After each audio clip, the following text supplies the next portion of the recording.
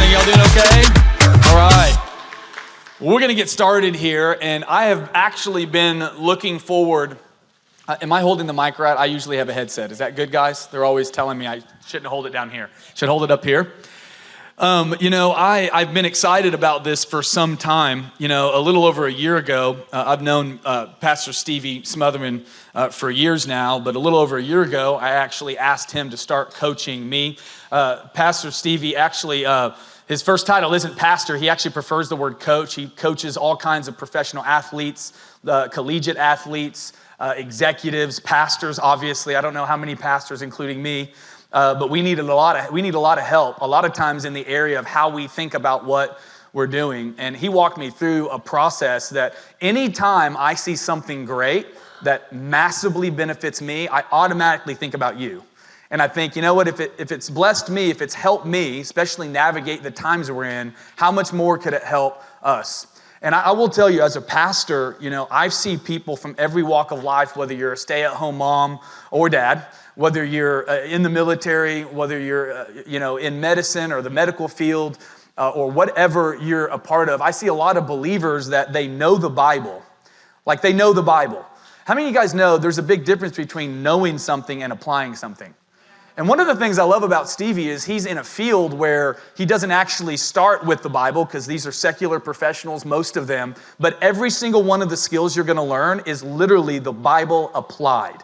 That's what we need to do. I saw this during COVID. I see this in the church a lot. There are people that sit in churches for years and they know God's word, but it stays in their head and they don't know how to put it in their hands. And so that's really what this workshop is all about. It's all, the battle for your life is actually fought in your mind first. And Stevie taught me, and he's going to teach you this morning how to move that from your head to your hands. And I'm just going to tell you, if there was ever a time for you to lean forward, you guys got your workbook? Wave your workbook in there. We made those for you. We want you to be able to take things back. You're going to be practicing the skills that you're going to learn. Make sure that you take notes. We also will have some Q&A, if that's okay with you, maybe towards the back end of the last session. We'll also have 15-minute breaks so you can get a little bit of a breather and think. But what I want to do before I welcome Pastor Stevie is, can I just pray for us? Can I just pray for us? Now, I'm going to ask you to do something that if you've not been around church long, it might seem a little weird. Maybe during the weekend services, you see us like lifting our hands, or you see people praising kind of like this. Well, there's a reason why we do that, although many people don't tell people why. This is actually the universal sign of surrender. And if you're in the military, when you think waving the white flag and surrender, you're probably going, why in the world would I want to do that? And there's many things in our life and many things we go through where that's the last thing you want to do. But when we approach God, when we're preparing our hearts, what it actually means is we're open-handed. God, put in what you want to put in our hand and take out of our hand, right, what you want to take out. And so would you just put your palms up kind of like this with your hands, and let's just pray that God does that this morning. Can we do that? God, I thank you so much, Lord, for each and every person in here. Not one of them stumbled upon this workshop by accident. I believe you're going to do a work in our life. And right now, Father, we surrender our lives to you. May you put into us what needs to be put into us. And Father, by your Holy Spirit, would you remove what needs to be removed? Those barriers that are getting into our lives and blocking the path to the life that you have for us. God, may everything we do in this time bring glory and honor to you. And everybody said, amen. Will you join me in welcoming Pastor Stevie Smothermon? Come on. Good man. Thank you, Pastor Stephen. Pastor Stephen is, I told my dad recently, as you probably met my dad several times, Pastor Steve Smothermon Sr., but I told him recently, I said, Pastor Stephen has become one of, if not my best friend in ministry, or just in life. I mean, he's a great encourager to me. He makes me sound like I'm a way better coach than I am, because he's taught me all this, and I'm like, I sat and talked to Pastor Stephen, and all of this is like, he lives most of this stuff, so it's just kind of, it's a great deal. I've been here once before. I was like September, October sometime, and we did like a little session, so some of y'all are probably part of that, and then Pastor Stephen had said, hey, can you do like a workshop on all this stuff? Because that was like a teaser, like here's what I do. So kind of what I do is I work with a lot of different athletes and teams and individuals, businesses, sales companies that in LA, Albuquerque, everywhere. Currently, right now, what's on my mind, I'm the mental performance coach for the University of New Mexico Lobo men's golf team, and we're playing in the Mountain West Conference Championships right now up in the Seattle area, and we're the number one team in the conference, but after yesterday's round, we are dead last. We shot 12 over par. The leaders, I think it was Colorado.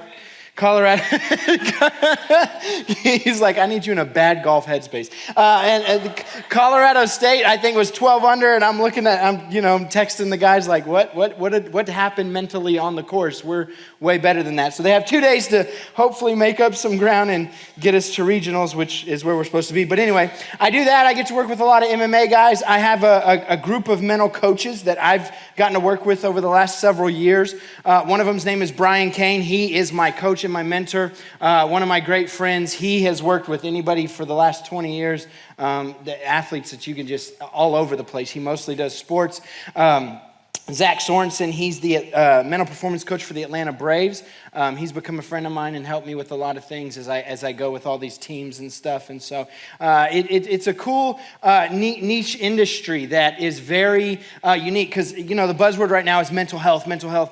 And I try to tell everyone mental health really starts with performance. I'm not the guy who's going to work through the deep-seated issues that people have from childhood, all of that. That's not my expertise. I got those issues of myself. So I go talk to someone when I have those. This is all about when we're performing at whatever it is we do. So if we're playing golf, if we're running a business, if we're interacting with humans, which is all of us, whatever it is we do, when we do our jobs, when we live our lives, when we're dealing with spouses, etc., there's ways that we can perform. And so the way I want you to think about mental performance is, it's the first page of your notes, is there's drills that lead to skills, and as we do the drills of the skills, we develop a skill set. And so what I'm presenting to us today is mental performance skill set. It's like anything else. If I'm playing golf, I have a certain skill set. I have to know how to hit a driver. I have to know how to hit my irons. I have to know how to chip. I have to know how to putt. There's different, and each of those is a unique skill that I have to train. If I'm playing basketball, I have to know how to dribble. I have to know how to shoot. I have to know how to pass. There's a whole skill set, right? Within mental performance, I have 5 different skills that we're going to learn today. That when we drill them and work them, and I'm going to give us tools to work each piece of that, we develop a skill set. And so that's what mental performance is. It is not any kind of weirdness. There's a lot of mental coaches out there that work with a lot of different athletes and people, and it's like, hey, we got to get you feeling good so you can play good. My goal is to get you to play good no matter how you feel. I want it to be practical, simple, easy. I don't need you to get into flow and all this weird stuff because I don't know about you, but I don't wake up majority of the time feeling good, right? I can guarantee you this. When you got out of bed this morning, for most of us, you didn't get out of bed when you felt like it. You got out of bed and then you finally felt like it. That's most humans. We don't get out of bed just because we feel like it. We make ourselves get out of bed and the feeling starts to follow, right? Motivation follows action. And so my whole thing is that I don't want us to be in a place where we got to feel good to play good. I asked one of the golfers on the team that I work with, he said, if I don't get a certain amount of sleep, I just know my round isn't going to go as well as it could. And I just kind of looked at him and I said, that's not the right mentality because you're not guaranteed to get that amount of sleep sometimes because coach might have you do something. Other things happen. We can't control everything. I said, I need you to know that even if you only get 5 hours of sleep, you can still go out there and perform. Because my question becomes, are you that bad of a golfer that everything has to go perfectly for you to perform well or to score well? Well, the answer is no. And he's a phenomenal golfer. He's from France. He's a sophomore on our team. He almost won at Texas A&M with all the top teams. OU's number 1, Oklahoma State's number 2, which Oklahoma State, if you know anything about college golf, they're the premier team for the last 20 years. They're always at the top. But he got tied for second, shot 12 under at that tournament with the best of the best of the best in the country. And so he's phenomenal. So I'm like, you're not that bad that everything has to go your way for you to perform well. And so that's one of the biggest goals with mental performance, is getting us to that. So there are some questions there for you to answer for yourself, because it's going to have to be your context, like your thing. Not everybody in here is a golfer. Not everybody in here is an athlete. I'm really not a great athlete. I play athletics. I'm okay. I can beat some people at golf. Pastor Steven, I can beat him. But he lets me know, he's like, I like playing with your dad more than you. And I said, why? He goes, because your dad like helps me with my swing and you're looking at me like, figure it out. And I'm like, yeah, because I'm like, just get your visualization and see it. And he's like, I haven't ever hit that shot that well before. How can I visualize that? And I'm like, well, sorry, I can't help you then. Because I can only help when we're there. But just questions to ask yourself. What's a skill set you need for success in your life or your sport? And so contextualize that for yourself. Give yourself an answer for that, whatever that is. Maybe it's, I need to get better in my relationship conversations. Maybe I need to control my emotions better, right? Because we can't really ever control our emotions, but we got to learn how to manage our emotions, and we'll work on that. So let me tell you the 5 skills. Go to the next page, and then we'll come back to this because that'll probably be a little more helpful. So page 2. There's 5 skills of mental performance. The first one is, the way I like to say it, is juiceful mindset. Bring the juice is kind of my thing. It's if you're juiceful, you're useful. And if you're juiceless, you're useless, right? And so we've got to be people who bring the juice. I wear bracelets that say bring the juice. It's just my whole thing. My business on this is BTJ Performance, Bring the Juice Performance. So the first thing is we got to have a juiceful mindset. And a juiceful mindset is the difference between elite versus a non-elite mindset, or a growth versus a fixed mindset. And in a little bit, we'll do an assessment on where your mindset is. It's from the assessment's from a great book by Carol Dweck called Mindset. I would encourage all of you, if you haven't read that, to read that book because it is a phenomenal resource on the difference between a growth mindset and a fixed mindset. A growth mindset that's willing to grow and learn and see new things and new opportunities, new stuff.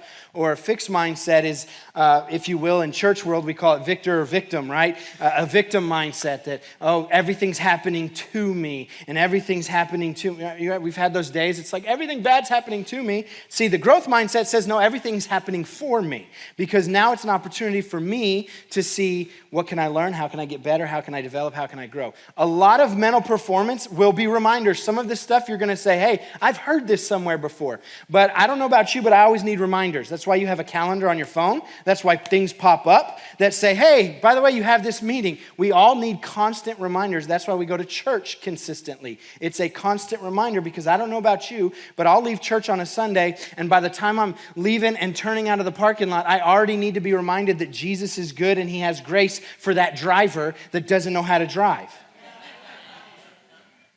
And I just was in a phenomenal service, and now I already need the reminder. So mental game is about reminders. So skill number 1 is a juiceful mindset. Do we have it in us to see new things and new opportunities, or do we stay fixed? Skill number 2 is juiceful commitment. This would be motivation and commitment. This is probably, for me, one of the hardest skills to coach, because I can't do anything for people on this if they don't want to do it themselves. Like, I cannot force someone to get out of bed and go train. I cannot force them to go to the golf course and practice. You can't do it. It has to be my decision. So juiceful commitment. There's 2 things to commitment, and we'll talk a little bit more about this later, because you have to be 100%. There's no such thing as 99%. Those of you that are married, try to tell your spouse that you're 99% committed to them. I don't think that conversation is going to go well for you. You're either all in or you're not in. There's no, I'm kind of in. You're all in or you're not in. It's the same way with Jesus. I'm all the way in or I'm not all the way in. There's no middle ground. There's no, well, I kind of trust him. It's, well, do you trust him with eternal life? Do you actually call him Lord and Savior, or do you not, right? Like, there's all in or not all in. And the 2 things to commitment is, if you're actually committed to something, is that you're going to do what you say you'll do, and you'll do whatever it takes. Right? Those are the 2 things. I'm going to do what I say I'm going to do. That's how you know if you're committed, and then I'll do whatever it takes. So I'm going to get out of bed when I don't feel like it and act different than how I feel. That's juiceful commitment. Skill number 3 is juiceful focus. teaching us how to focus, what to focus on.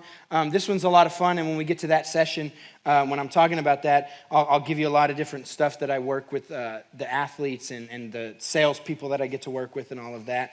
But focus, right? Your focus determines your future, and you're going to get what you see. What you choose to focus on is what you're going to get.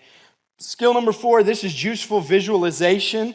You could call it meditation, you could call it mental imagery, but useful visualization, this is the part where sometimes people are like, whoa, this is that weird like voodoo-ish type stuff. And I'm like, no, because meditation is just teaching us how to be present and stay in the present and have a present moment focus.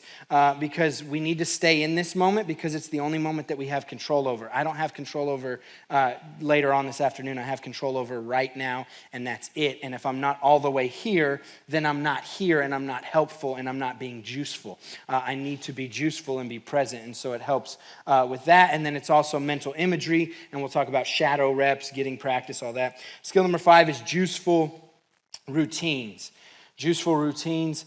We've got to develop time management, organization, routines. That one is the one that for myself is the hardest one because I'm not a natural routine time management guy. That wasn't my skill set. I have developed it though, because I do believe all of this can be taught. And so now I have a Google Calendar that literally every day of my life, I have an ideal day that I'm going to go for. And I've got a plan and I've got a process and I've got all of that. And so nobody in here is able to say, I can't do that because I would have told you years ago, I can't do that, but I do it now.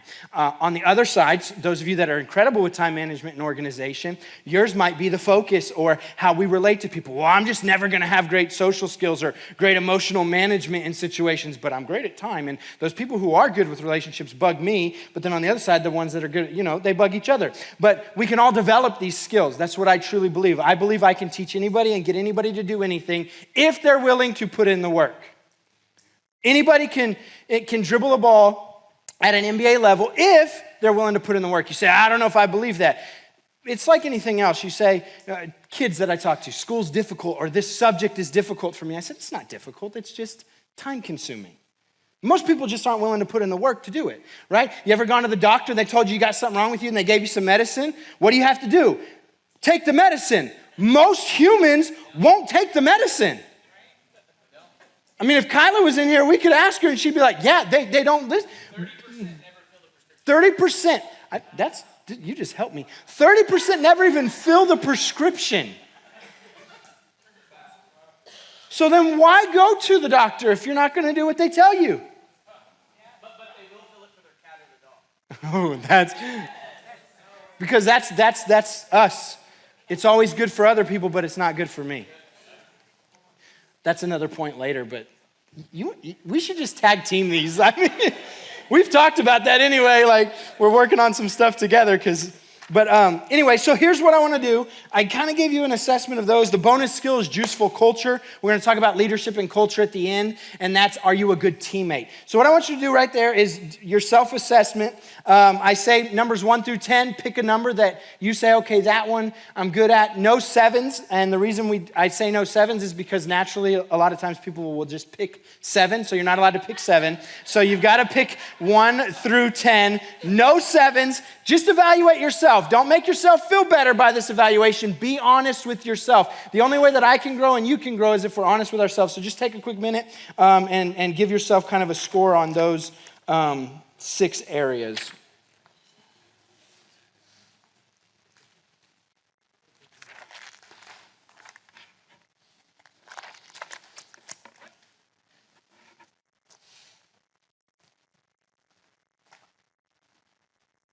Don't overthink it. Just hey. If they're all 9 and 10s, we're going to talk about narcissism. That's true. Let me just tell you, I work with elite athletes, and they're not 9 or 10s on a lot of this. And they're the elite of the elite at what they do, and they struggle with it. I'm not a 9 or 10 at most of these. Most of these I'm like a 5 or a 6. It just depends on the day. Some days I'm a 10. But it's because of intention, especially with mindset. So do that. Everybody's good? Anybody still need more time? Okay. All right, so the next, if you go back to the first page, I'm not a great fill in the blank guy, so this stretched me. But that last blank on page 1 is if you're juiceful, you're useful. I said that and I didn't let you fill that in, but if you're juiceful, you're useful. I will have you come back to these questions. Unless you can kind of answer them as you go, and as we talk about them, you can go back to that first page and think, because you'll get ideas, you'll get thoughts on like, what is a skill within my sport or my life that I need, and so you can go back to that as needed. All right, so skill number 1 is juiceful mindset. I want to start this off with Carol Dweck's from that book. It's her mindset assessment. So I think we are on page number 5. So here's what I want you to do. We're going to take a few moments. We're going to just take a few moments, and I want you to fill this out, right? So it says place a check in the column that identifies the extent to which you agree or disagree with the statement. So number 1, your intelligence is something, I'll just read them and have us do it together. Number 1, your intelligence is something very basic about you that you can't change very much. So write a check for you. Do you strongly agree with that statement? Do you agree with that statement? Do you disagree with that statement? Or do you strongly disagree with that statement? Your intelligence is something very basic about you that you can't change very much. All right, question number 2, because again, we don't want to overthink these. Number 2, no matter how much intelligence you have, you can always change it quite a bit. Strongly agree, disagree, strongly disagree. And just be real with the answers. We're just getting a thought for our lives. Number 3, you can always substantially change how intelligent you are. Strongly agree, disagree, strongly disagree.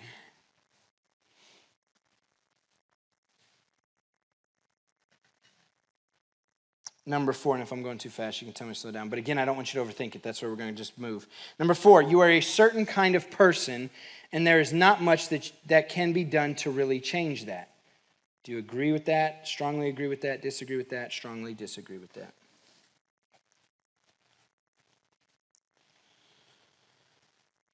Number 5, you can always change basic things about the kind of person you are. Strongly agree, disagree, or strongly disagree.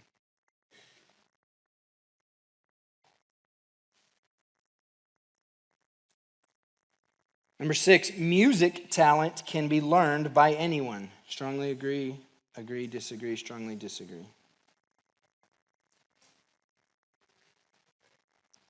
7, only a few people will be truly good at sports. You have to be born with it. Strongly agree, disagree, strongly disagree.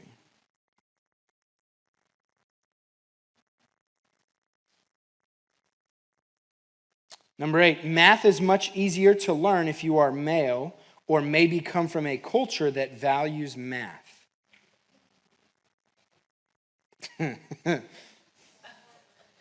Carol Dweck just did it.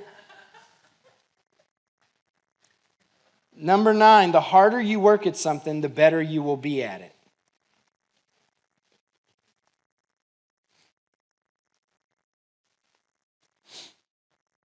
Number 10, no matter what kind of person you are, you can always change substantially.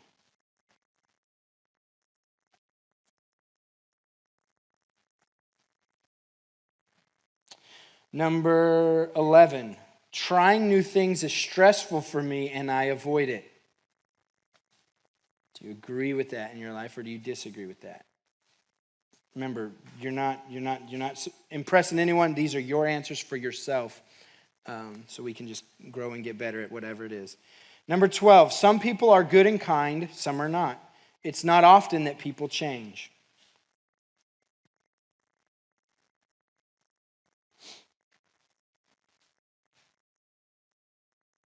Number 13, I appreciate when parents, coaches, teachers give me feedback about my performance.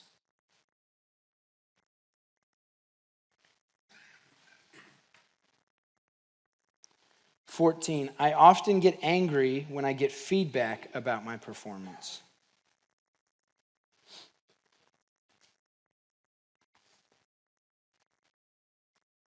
Number 15, all human beings without a brain injury or a birth defect are capable of the same amount of learning.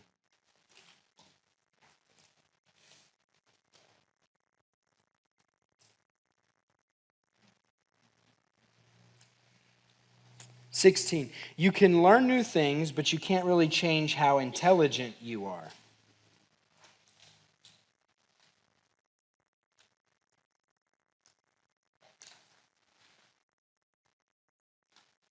17, you can do things differently, but the important part of who you are can't really be changed.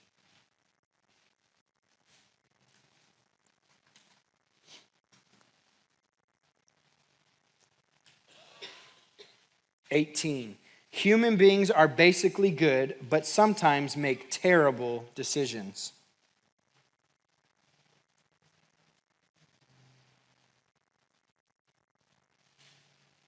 19, an important reason why I do my schoolwork is that I like to learn new things.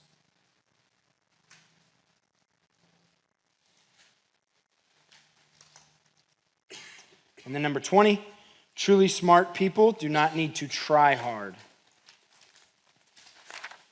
Some of y'all just had some flashbacks of being in school, the people that never had to study, and you're like, oh, yeah, those people. And the ones that are those people are like, you're right. So here's what we're going to do. Go to the next page now, page number 6. I want you to circle the number in the box that matches each answer. So you're kind of going to have to flip back and forth since this one's double-sided. But go through the 20 and then add up your numbers for your grand total in each. And then once you're done, you can see on that at the bottom, it kind of gives you an assessment based off how many points you scored. And this is her way of, do you have a strong growth mindset, a growth mindset with some fixed ideas, fixed mindset with some growth ideas, and a strong fixed mindset. Did anybody get a 60? Yeah. Wow. I've never had anyone get a 60, so that's why I was just wondering if someone got a 60, because you're either really intuitive or you really do have a strong growth mindset. I've never had someone get a 65, Pastor Stephen. That's amazing. I like that. Everybody done? Does anybody still need a little bit more time? Okay, a few more still need some time. So anyway, this isn't to make us feel like, dang, we all need work at some level, because even if you're in the 45 to 60, right, there's still room for improvement because nobody got a 60, right? So we can still work at all times on our mindset, because also with this, mindset shifts depending on the circumstance or situation, because this is just a set of questions, but there's probably other areas where our mindset can be fixed. But the key is to be aware of it, because when we're aware of it, we can catch it. When the Bible tells us to take vain imaginations, cast them down, it's being aware of our thoughts, how I'm thinking about this, how I'm feeling about this, where I'm at, and bringing in awareness to that. So I think there's still a few more going, so I'll let everyone do that.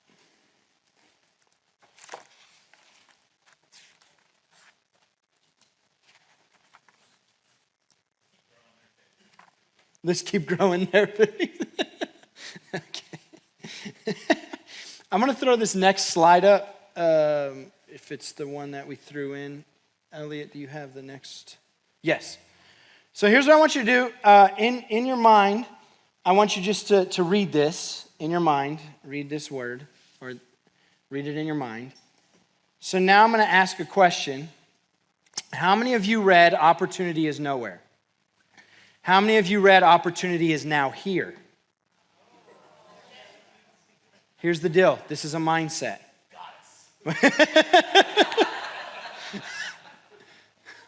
How'd you read it? I told you about it when we walked in. But that's what are we seeing? Where's our mindset?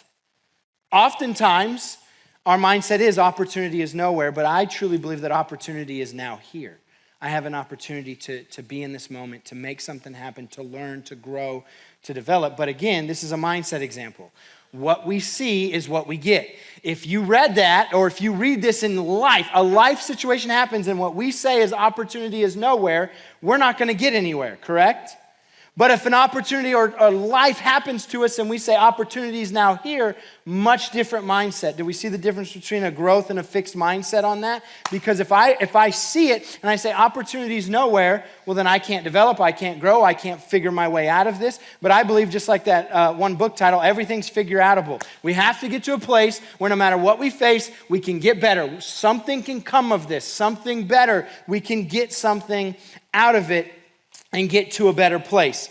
It's the story of the two salesmen. These two shoe salesmen were sent to a remote island from two competing shoe companies. Well, when they get there, none of the natives of that island wore shoes. Nobody had a pair of shoes. So the first shoe salesman, he calls back to his company and says, hey, nobody here wears shoes. Get me back immediately. No opportunity. The second salesman calls his company and says, hey, we have an incredible opportunity here. Nobody wears shoes. Send me every pair you've got. It's all about how we view it, though. One misses out, the other decides there's opportunity here. So where are we at? Is opportunity nowhere or is opportunity now here? And we got to be able to assess that as we go through our days, through our jobs, through our life, through our marriages, with our kids. I mean, it applies everywhere. Predominantly, I work with salespeople and athletes. That just kind of becomes where I'm at a lot of times, or business owners. But also with people that work with them, I'm constantly doing all of that. But then when I talk about it, it's like, oh, this applies to every area of my life. So you can take mental performance that works for golf or for basketball or for football, but it also applies to my marriage. Because I don't know about you, but I've been married for now 11 and a half years. There's emotional management to that on my side and on her side, right? And there's pieces, there's things that, hey, this isn't a bear, it's my wife. She's not trying to kill me. Maybe yours did. Mine isn't. But I have to remind myself, she's not a bear. She's my wife. A lot of situations we face that cause fear in our life, it's not a bear. So I tell my golfers, it's not a bear, it's a golf ball. It's not a bear. That little golf ball is taunting you like it's a bear, but it's not a bear. You're good enough to hit this shot, so just go execute what you know how to execute and stop making bears out of golf balls, right? And that applies to anything in our life. So page number 7, 10 elite, the way I titled it, 10 ways to build an elite mindset and unlock unbreakable mental toughness. Now, a lot of these are not my original ideas. I'm a grower and a reader and all of that. And so a lot of this I've compiled as I've met with clients. A lot of it comes from some Navy SEALs and some of their books and some of the stuff they talk about. So I don't want you to think this is proprietary to me. I truly believe the Bible tells us there's nothing new under the sun. And at the end of the day, all the good ideas originated from God anyway. So any great idea that humans had is because God gave them the mind to even think the idea. And so I'm not above that. So I don't need to be like, oh, I created all this. Most of this is just my research and putting it together so that we have a plan and a system. So number 1, never show weakness. When we're performing, when we're doing stuff, I send out a daily juice text. That was my daily juice text today, is got to be like a duck. Calm and cool on the top, but paddling like heck underneath, right? We've got to be working and moving, but we want to always behave confidently. If I'm a pitcher and I'm on the mound and I'm not feeling confident and I show weakness, I've given that batter an advantage. We don't want to give our competition, whatever we're competing against, whatever we're performing against, we don't want to show them weakness. Now, that doesn't mean we don't have weaknesses, right? And the beautiful thing about us is we're church people as a whole. We know that the Bible tells us that in our weaknesses, He's made strong. As Pastor Stephen told you, it's funny, all this I do, so I don't add all the Bible pieces when I'm with sales companies or with sports teams. I don't add that, but I like this environment because I get to. But you see, there's scripture.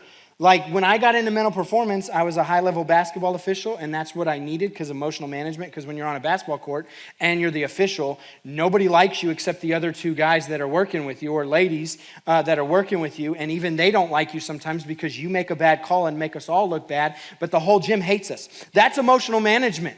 Anybody ever walked into a room and you feel like everyone hated you? If you haven't, go be an official. Sunday morning, 8:30.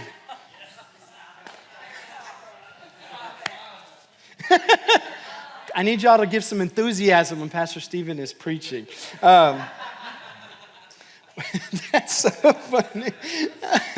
But never show weakness. We always have to behave confidently, and we're going to go through a confidence resume right after this thing. So I'm going to talk to us about confidence, because confidence isn't something we feel, it's something that we do. Too often, if I ask people, what is confidence? And you'll say, well, I feel confident or I don't feel confident. My thing is, I don't care how you feel, we're going to act confident. Because again, just like when you got out of bed, you probably didn't feel like it, you got out, and then later you felt like it. We got to act our way into feeling. Number 2, never feeling sorry for yourself. An elite mindset hack. Never feeling sorry for yourself. We're not the victim. This isn't happening to me, it's happening for me.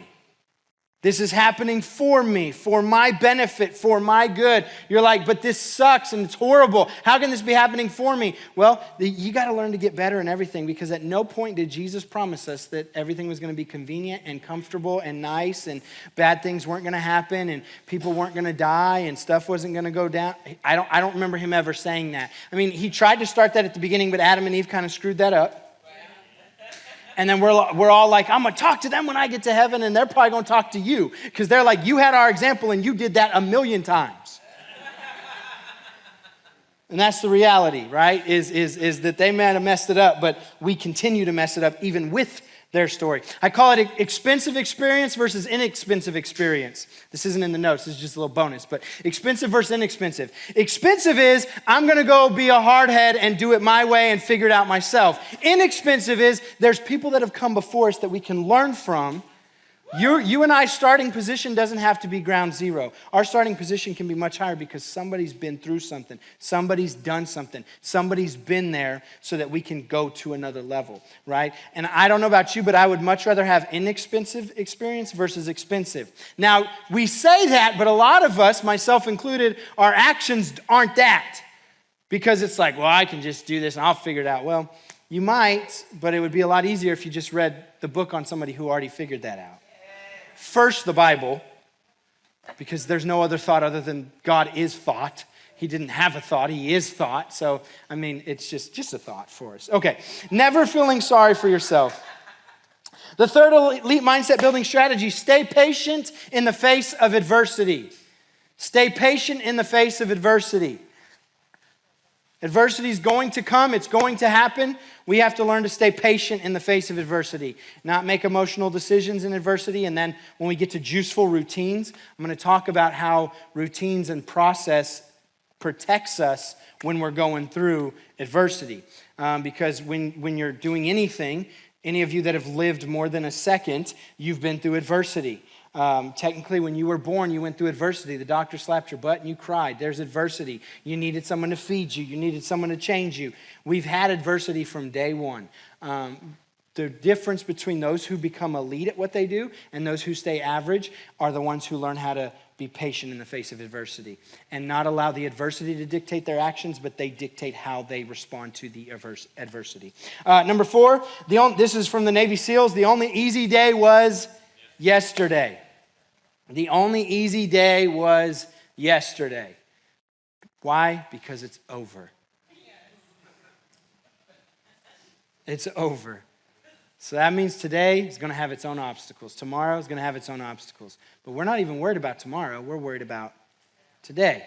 We're worried about now, being where our feet are, being present. So the only easy day was yesterday. Number 5, it pays to be a winner. You say, what does that mean? Make your bed every morning. Why?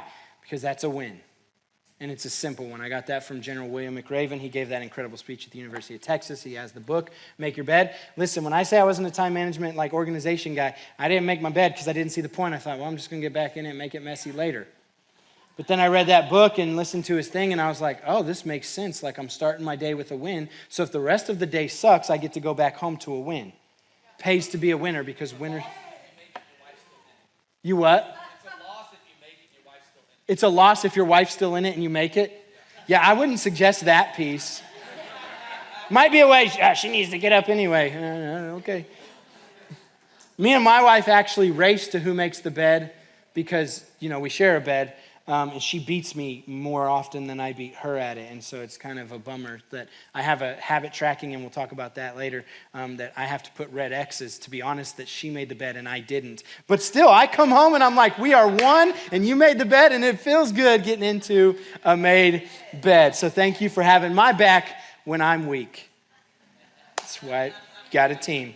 Pays to be a winner. Number 6, the race to excellence has no finish line.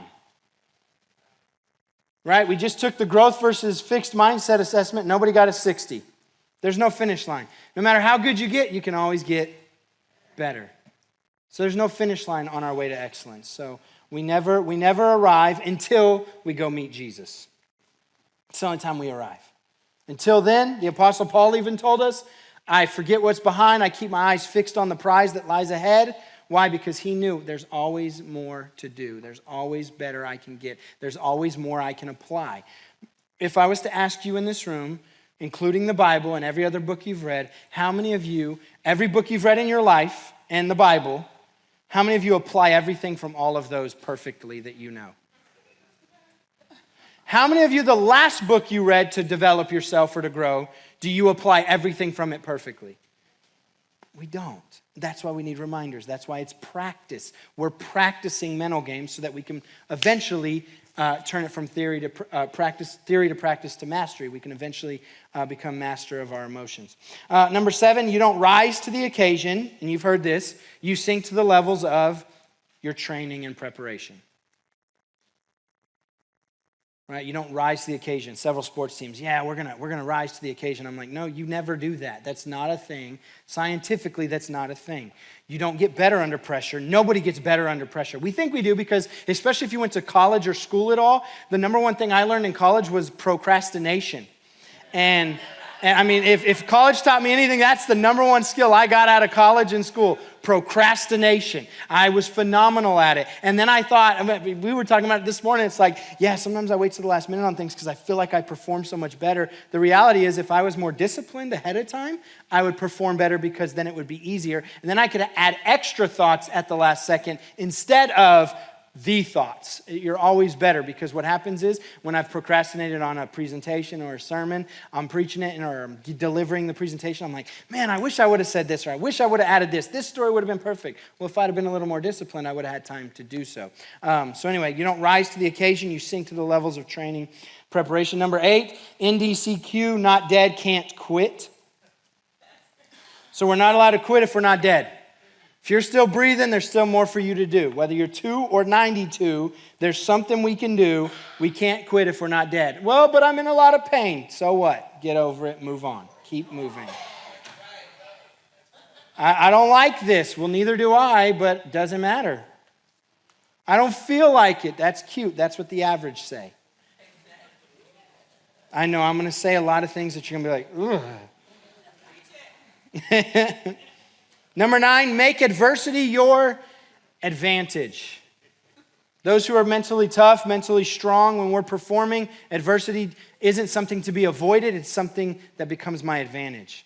And I was talking to my golfers this week about that. I said, hey, if the other guy gets frazzled because of their adversity, they hit a great shot and it just happened to not go somewhere well because they don't have control over their golf shot. They just have influence over where it ends up. And I said, when we get in those adverse situations, instead of us crying and feeling sorry for ourselves, I can't believe I hit a great shot and it ended up here and it went behind this tree and da-da-da. No, now we look at it as it's an opportunity for me to see how good I can be. It's just a mindset shift. It's just a mindset shift that allows us to operate at our peak performance. Number 10, this is from Jocko Willink, who we probably all have somewhat heard of, Navy SEAL. One word, #good.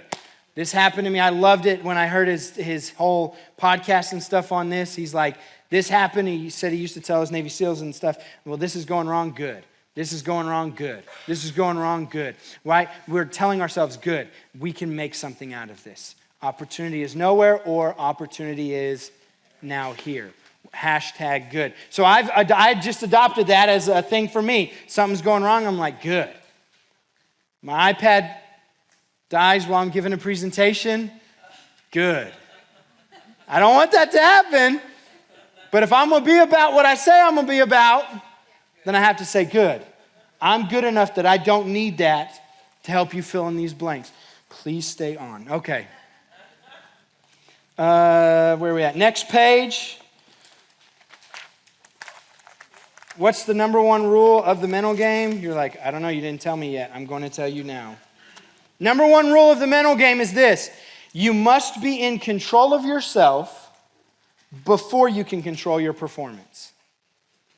You must be in control of yourself before you can control your performance. That's the number one rule of mental performance. You must be in control of yourself before you can control your performance. If I'm not in control of my own emotions, my own activities, my own things, then there's no way I can control my performance. Too often we get upset. I say this with golf, and I know I'm going to use a lot of sports examples because that's a lot of who I work with. But it's funny to me that amateur golfers like myself will get more angry about bad shots than the good golfers that are like Division I and professional golfers. We'll lose our minds. Anybody in here played golf and lost your mind before? Like you just got really mad or you threw a club or something happened? And I, never. But I laugh because I say, you haven't put in the work to even get mad about it. Like, they have put in the work. So if they want to get mad about something that they've hit that golf ball 20,000 times and know how to hit that shot, my problem with amateur golfers is, and I've gotten to work with a lot of them as well, it's like, you haven't put in the work to even cry about this. But it's so funny in life. We won't put in the effort to control ourselves, but we'll get mad about our performance when we haven't put in the work ahead of time. Well, I'm not performing like I want to. Well, did you put in the work? Oh, well. I still feel sick after going to the doctor. Did you even fill your prescription?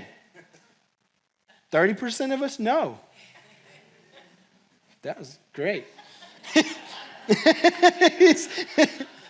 I wish Kyla was in here. She'd be like, yes. But. Oh, yeah, then the other 30 of the 70%. 30% of the 70 that fill it don't take them. Don't